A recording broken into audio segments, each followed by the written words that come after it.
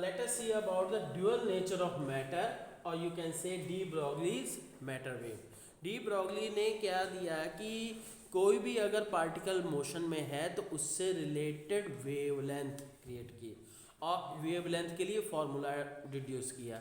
और ये जान लीजिए कि वेवलेंथ किसकी कैरेक्टरिस्टिक है, वेव की, ना कि पार्टिकल की। तो अब इस तरह से हम कह सकते हैं कि particle light will act as particle nature as well as wave nature as. अब इसी का दूसरा अपोजिट अगर कहें कि पार्टिकल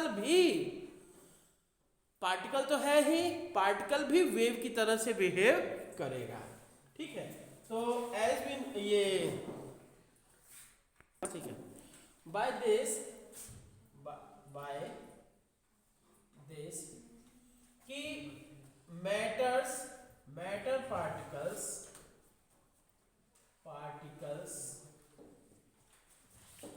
in motion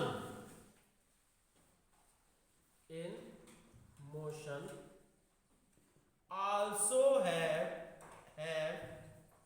क्या होता है जी, also possess waves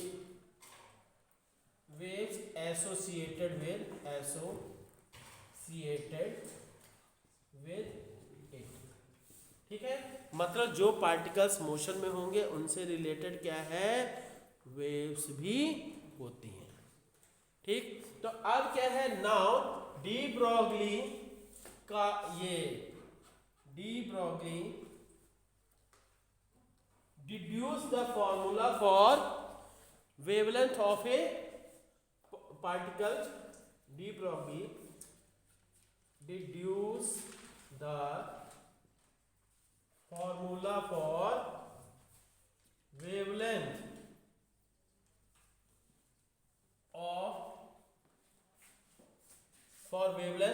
for a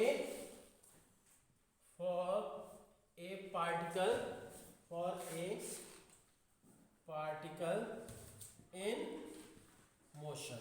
ठीक है, कोई पार्टिकल क्या है, मोशन में है, तब उसने इसके लिए दिया है। And called these waves as matter waves, and named these waves as matter waves। In waves को क्या नाम दिया जी, मैटर वेव्स का नाम दिया। क्लियर, मैटर वेव्स का नाम दिया। अब हम बात करते हैं क्या है, बाय इसने क्या क्या यूज किया, बाय आइंस्टीन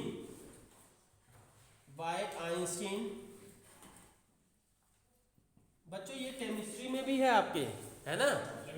तो ये बाय आइंस्टीन इक्वेशन क्या है, E इक्वल्स टू mc² होता है। ठीक है, here m is the mass of the particle, c is the speed of light, मतलब मास एनर्जी इक्विवेलेंस इक्वेशन को बोलते हैं। आल्सो बाय प्लैंक्स के द्वारा क्या है जी, E equals to h nu, दोनों को हम एसोसिएट कर लिए तो h new equals to mc²। तो since you know nu equals to c upon lambda, तो अब यहां से क्या है, सो यू कैन से ये क्या है, सो यू कैन से क्या हो जाएगा जी, h c upon lambda equals to mc²। तो अब क्या है, ये कट गया जी, तो h अपॉन mc आ गया, that is lambda. Here this mc is called momentum of the particle, c के स्थान पे v होगा, है ना।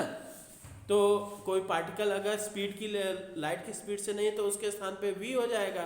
तो अब क्या है, mc के this is the equals to p, that is momentum of the particle, momentum of particle. So you can say lambda equals to h upon p।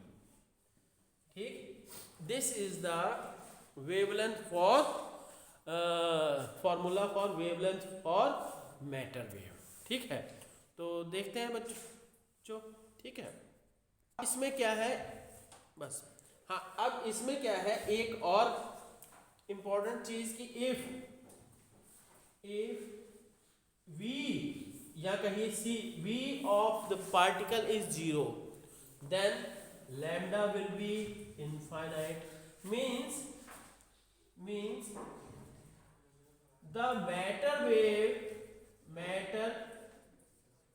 wave will exist only when matter wave will exist only when कब exist कर रहा है, when the particle is